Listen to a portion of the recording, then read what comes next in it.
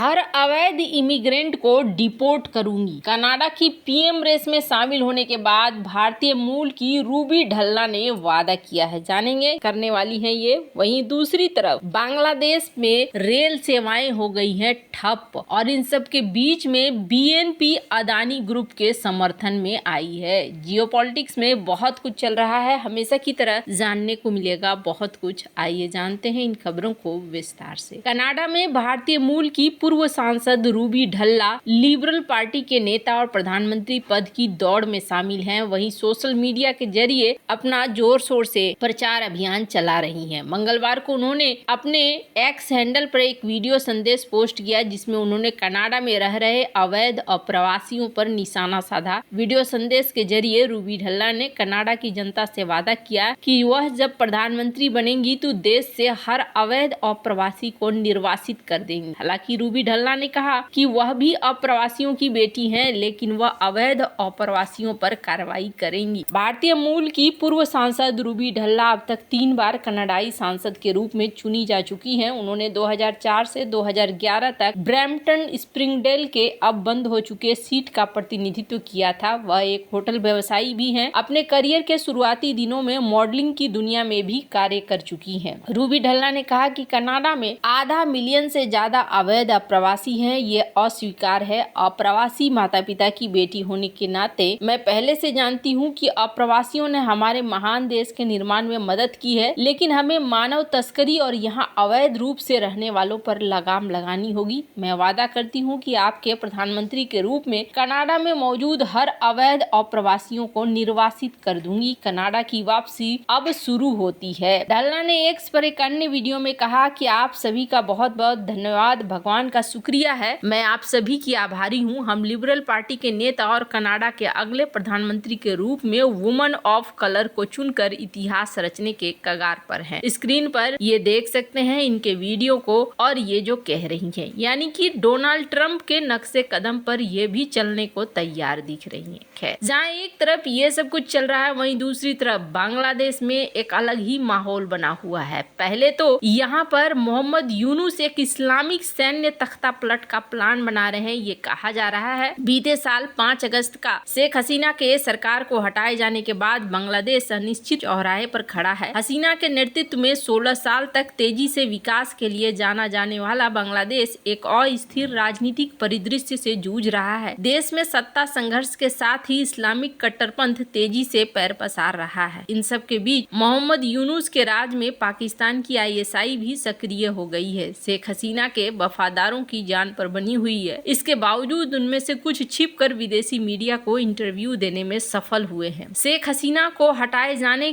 को उनके वफादार इस्लामिक सैन्य तख्तापलट बताते हैं। हाल ही में हसीना के एक पूर्व गृह मंत्री असदुज्मा खान कमाल ने एक इंटरव्यू में सेना प्रमुख जनरल वकर उज जमान और देश की खुफिया एजेंसियों के शीर्ष अधिकारियों पर इस्लामिक आतंकवाद और सेना द्वारा संयुक्त तख्तापलट में सहयोग का आरोप लगाया है। हालांकि विशेषज्ञ शेख हसीना विरोधी आंदोलन में इस्लामिक कट्टरपंथियों और पाकिस्तान के ISI की भूमिका को स्वीकार करते हैं, लेकिन बांग्लादेश सेना प्रमुख को निशाने पर लिए जाने को खतरनाक बताते हैं। यूनुस और उनके इस्लामिक सहयोगी यही चाहते हैं। यूरेशियन टाइम्स में लिखे गए एक शेख में सलाहुद्दीन शोएब चौधरी कहते हैं कि अगर जनरल वकर उज जमान इस्लामिक कट्टरपंथियों, जिहादियों और खिलाफत समर्थकों के खिलाफ निर्णायक कार्रवाई करने में विफल होते हैं तो बांग्लादेश की सेना को गंभीर परिणाम भुगतने पड़ सकते हैं। इसके साथ ही जनरल वकर उज जमान को अंतरिम सरकार के कैबिनेट से जिहादियों, हिजब उत तहरीर और हिफाजत इस्लाम जैसे समूहों के सदस्यों को अपने मंत्रिमंडल से बाहर निकालने के लिए मजबूर करने के लिए मोहम्मद यूनुस पर दबाव बनाने की जरूरत। कहा गया कि यूनुस भी सेना को बदनाम करने की कोशिश में जुटे हैं। अगर यूनुस उनके सहयोगी सैन्य अधिकारियों पर मानवाधिकार उल्लंघन के आरोप लगाने में सफल हो जाते हैं तो सेना के लिए नतीजे विनाशकारी हो सकते हैं। लेख में कहा गया कि यूनुस उनके साथ Bangladesh director general of forces intelligence को खत्म करके उसकी जगह इस्लामिक रिवोल्यूशनरी आर्मी लाने का लक्ष्य रखते हैं। ऐसा लगता है जैसे बांग्लादेश सेना प्रमुख फंस गए हैं। यूनुस के कुछ सहयोगियों ने सेना प्रमुख पर आवामी लीग के भ्रष्ट नेताओं को देश से बाहर भेजने में मदद का आरोप लगाया। यह साफ तौर पर जनरल जमान को कमजोर करने और उनकी जगह किसी ऐसे को लाने के पीछे एजेंडे को छिपता है, एजेंडे को दिखाता है जो पाकिस्तान और जिहाद समर्थक है। रिपोर्ट्स बताती है कि पाकिस्तान की कुख्यात खुफिया एजेंसी ISI भी सक्रिय हो गई है। इसी जनवरी में ISI प्रमुख ने ढाका की गुप्त यात्रा की। ISI भारत को अस्थिर करने के इरादे से बांग्लादेश में अपने ठिकानों और ऑपरेशन को फिर से स्थापित करने का प्रयास कर रही है। इसमें उन क्षेत्रों पर ध्यान केंद्रित किया गया जो संभावित रूप से भारतीय विद्रोही समूहों के लिए प्रशिक्षण मैदान के रूप में काम कर सकते हैं।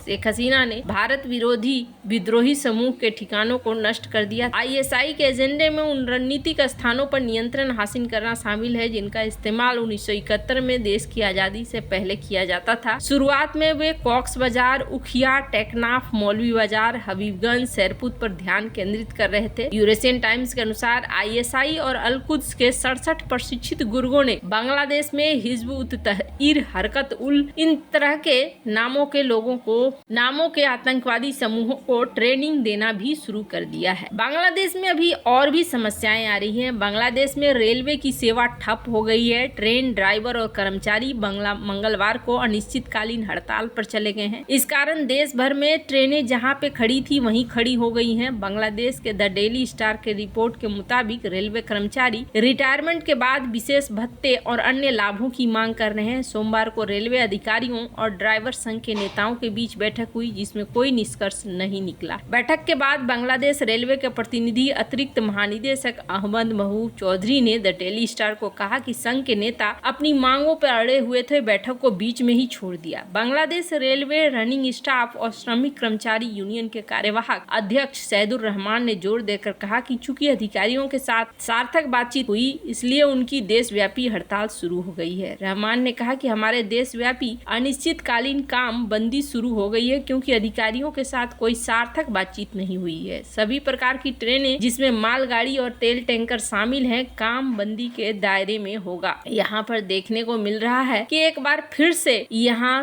400 ट्रेनें ठप हो गई हैं, भीड़ भी हो रही है और भीड़ में लोग फंसे भी हैं। यात्रियों ने भी यहाँ तोड़फोड़ मचाया है, ऐसी चीजें भी देखने को मिल रही है। इन सब के बीच में BNP की तरफ से एक चौंकाने वाली चीज आई है। BNP यानी कि खालिदा जिया की पार्टी, इनको देखा गया है कि इन्होंने यहाँ पर सपोर्ट किया है कि अदानी ग्रुप यहाँ निवेश करना चाहते हैं। ये पॉजिटिव चीज है और ये निवेश होने देना चाहिए क्योंकि हमें क्लीन एनर्जी की जरूरत है। अब यहाँ पर चीजें आपको पलटते हुए नजर आ रहा है। बांग्लादेश एक अलग लेवल की चीज पे जा रहा है और जैसा कि आज के समय में ना युद्ध का तरीका बदल गया है, युद्ध एकदम ही अलग तरीके से चलता है और अब जो चीजें यहाँ हो रही हैं वो दिखा रहा है कि यूनुस के लिए बहुत मुश्किल है। बांग्लादेश नेशनल पार्टी संगठन सचिव है समा ओबैद। इन्होंने बांग्लादेश की बढ़ती बिजली की मांग को पूरा करने के लिए खासकर औद्योगिक विकास के लिए अदानी समूह द्वारा किए जाने वाले ऊर्जा निवेशों के महत्व को स्वीकारा है। ऊर्जा परियोजनाओं में अदानी की रुचि को एक सकारात्मक कदम के रूप में देखते हुए उन्होंने इसे समझौते में पारदर्शिता और जवाबदेही की आवश्यकता पर जोर दिया है। अदानी समूह के ऊर्जा क्षेत्र में निवेश के बारे में पूछे जाने पर ओबैद ने ANI से कहा है कि एक बढ़ते देश के रूप में बांग्लादेश को विभिन्न उद्देश्यों के लिए औद्योगिकरण के लिए एक स्वच्छ ऊर्जा की जरूरत है और अदानी समूह का आगे आना और ऊर्जा परियोजनाओं में निवेश करा रुचि दिखाना एक सकारात्मक बात, लेकिन हमें ये भी सुनिश्चित करना होगा कि अदानी समूह या किसी अन्य निजी द्वारा किया गया सौदा पारदर्शी हो। अब यहाँ पर देखने को मिल रहा है कि चीजें बदल रही हैं। वैसे आपको क्या लगता है इन सब मामले में, आपकी क्या राय है? कमेंट कर जरूर बताएं। जल्द मिलते हैं अगले वीडियो में नई खबर के साथ।